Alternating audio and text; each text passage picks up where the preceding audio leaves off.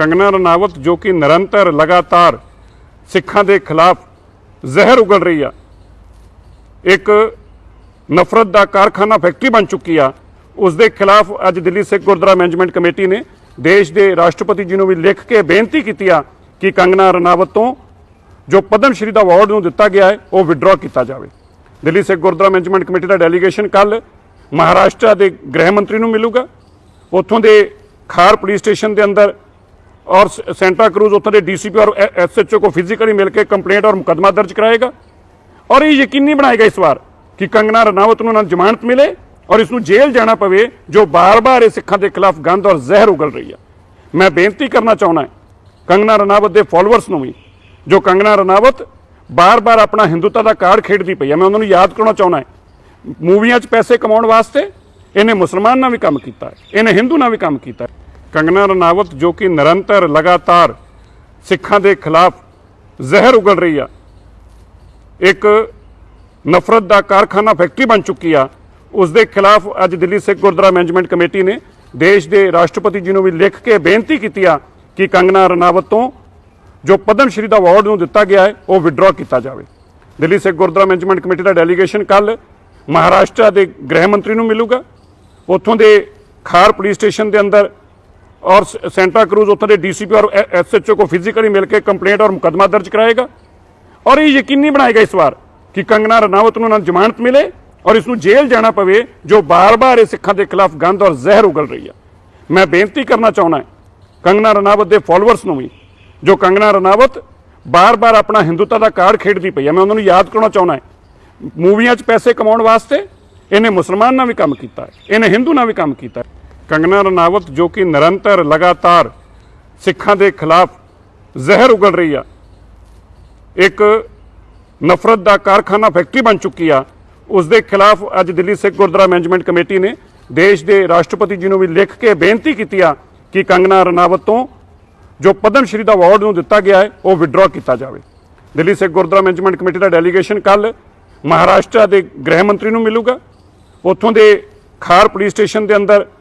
और Santa cruise उत्थों के DCP और SHO को फिजिकली मिलकर कंप्लेंट और मुकदमा दर्ज कराएगा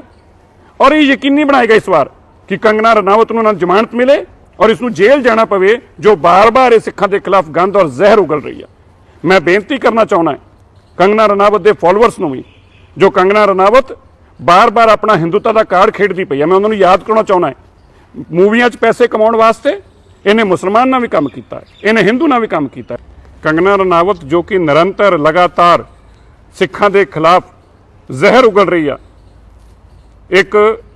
नफरत का कारखाना फैक्ट्री बन चुकी आ, उस दे खिलाफ अज दिल्ली सिख गुरुद्वारा मैनेजमेंट कमेटी ने देश के राष्ट्रपति जी को भी लिख के बेनती की कि कंगना रनावत तो जो पद्म श्री का अवार्ड नूं दिता गया है वह विड्रॉ किया जाए। दिल्ली सिख गुरुद्वारा मैनेजमेंट कमेटी का डेलीगेशन कल महाराष्ट्र के गृह मंत्री को मिलूगा, उत्थों के खार पुलिस स्टेशन के अंदर और सेंटा क्रूज उत्थों के DCP और SHO को फिजिकली मिलकर कंप्लेंट और मुकदमा दर्ज कराएगा और ये यकीनी बनाएगा इस बार कि कंगना रनावत को जमानत मिले और इसनूं जेल जाना पवे जो बार बार इस सिखां के खिलाफ गंद और जहर उगल रही है। मैं बेनती करना चाहना है कंगना रनावत के फॉलोअर्स को भी, जो कंगना रनावत बार बार अपना हिंदुत्व का कार्ड खेडती पई है, मैं उन्होंने याद करना चाहना है मूवियां पैसे कमाने वास्ते इन्हें मुसलमान ना भी काम किया है, इन्हें हिंदू ना भी काम किया है। कंगना रनावत जो कि निरंतर लगातार सिखां के खिलाफ जहर उगल रही है, एक नफरत का कारखाना फैक्ट्री बन चुकी आ, उस दे खिलाफ अज दिल्ली सिख गुरुद्वारा मैनेजमेंट कमेटी ने देश के राष्ट्रपति जी को भी लिख के बेनती की कि कंगना रनावत तो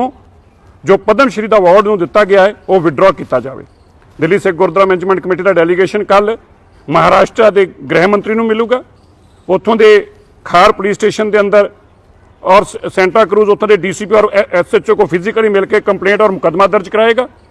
और ये यकीनी बनाएगा इस बार कि कंगना रनावत को जमानत मिले और इसनूं जेल जाना पवे जो बार बार इस सिखां के खिलाफ गंद और जहर उगल रही है। मैं बेनती करना चाहना है कंगना रनावत के फॉलोअर्स को भी,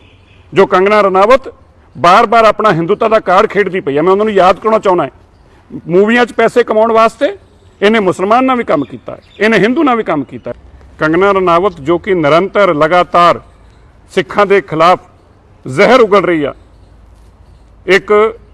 ਨਫ਼ਰਤ ਦਾ ਕਾਰਖਾਨਾ ਫੈਕਟਰੀ ਬਣ ਚੁੱਕੀ ਆ, ਉਸ ਦੇ ਖਿਲਾਫ ਅੱਜ ਦਿੱਲੀ ਸਿੱਖ ਗੁਰਦੁਆਰਾ ਮੈਨੇਜਮੈਂਟ ਕਮੇਟੀ ਨੇ ਦੇਸ਼ ਦੇ ਰਾਸ਼ਟਰਪਤੀ ਜੀ ਨੂੰ ਵੀ ਲਿਖ ਕੇ ਬੇਨਤੀ ਕੀਤੀ ਆ ਕਿ ਕੰਗਨਾ ਰਣਾਵਤ ਤੋਂ ਜੋ ਪਦਮ ਸ਼੍ਰੀ ਦਾ ਅਵਾਰਡ ਨੂੰ ਦਿੱਤਾ ਗਿਆ ਹੈ ਉਹ ਵਿਡਰਾ ਕੀਤਾ ਜਾਵੇ। ਦਿੱਲੀ ਸਿੱਖ ਗੁਰਦੁਆਰਾ ਮੈਨੇਜਮੈਂਟ ਕਮੇਟੀ ਦਾ ਡੈਲੀਗੇਸ਼ਨ ਕੱਲ ਮਹਾਰਾਸ਼ਟਰ ਦੇ ਗ੍ਰਹਿ ਮੰਤਰੀ ਨੂੰ ਮਿਲੂਗਾ। ਉੱਥੋਂ ਦੇ ਖਾਰ ਪੁਲਿਸ ਸਟੇਸ਼ਨ ਦੇ ਅੰਦਰ और सेंटा क्रूज उत्तर के डीसीपी और एसएचओ को फिजिकली मिलकर कंप्लेंट और मुकदमा दर्ज कराएगा और ये यकीनी बनाएगा इस बार कि कंगना रनावत को जमानत मिले और इसमें जेल जाना पवे जो बार बार इस सिखों के खिलाफ गंद और जहर उगल रही है। मैं बेनती करना चाहना है कंगना रनावत के फॉलोअर्स को भी, जो कंगना रनावत बार बार अपना हिंदुत्व का कार्ड खेडती पई है, मैं उन्होंने याद करना चाहना है मूवियां पैसे कमाने वास्ते इन्हें मुसलमान ना भी काम किया, इन्हें हिंदू ना भी काम किया। कंगना रनावत जो कि निरंतर लगातार सिखों के खिलाफ जहर उगल रही है, एक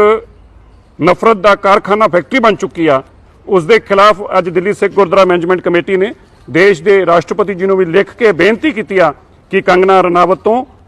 जो पद्म श्री का अवार्ड में दिता गया है वह विड्रॉ किया जाए। दिल्ली सिख गुरद्वारा मैनेजमेंट कमेटी का डेलीगेशन कल महाराष्ट्र के गृह मंत्री को मिलूगा। उत्थों के खार पुलिस स्टेशन के अंदर और सेंटा क्रूज उत्तर के डीसीपी और एसएचओ को फिजिकली मिलकर कंप्लेंट और मुकदमा दर्ज कराएगा और ये यकीनी बनाएगा इस बार कि कंगना रनावत को जमानत मिले और इसमें जेल जाना पवे जो बार बार इस सिखों के खिलाफ गंद और जहर उगल रही है। मैं बेनती करना चाहना है कंगना रनावत के फॉलोअर्स को भी,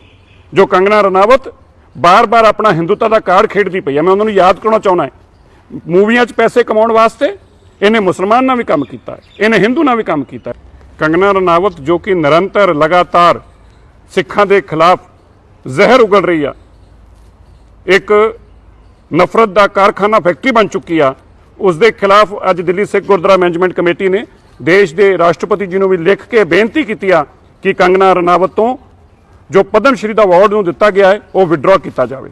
दिल्ली सिख गुरद्वारा मैनेजमेंट कमेटी का डेलीगेशन कल महाराष्ट्र के गृह मंत्री को मिलूगा। उत्थों के खार पुलिस स्टेशन के अंदर और सेंटा क्रूज उत्तर के डीसीपी और एसएचओ को फिजिकली मिलकर कंप्लेंट और मुकदमा दर्ज कराएगा और ये यकीनी बनाएगा इस बार कि कंगना रनावत को जमानत मिले और इसमें जेल जाना पवे जो बार बार इस सिखों के खिलाफ गंद और जहर उगल रही है। मैं बेनती करना चाहना है कंगना रनावत के फॉलोअर्स को भी, जो कंगना रनावत बार बार अपना हिंदुत्व का कार्ड खेडती पई है, मैं उन्होंने याद करना चाहना है मूवियां पैसे कमाने वास्ते इन्हें मुसलमान ना भी काम किया, इन्हें हिंदू ना भी काम किया। कंगना रनावत जो कि निरंतर लगातार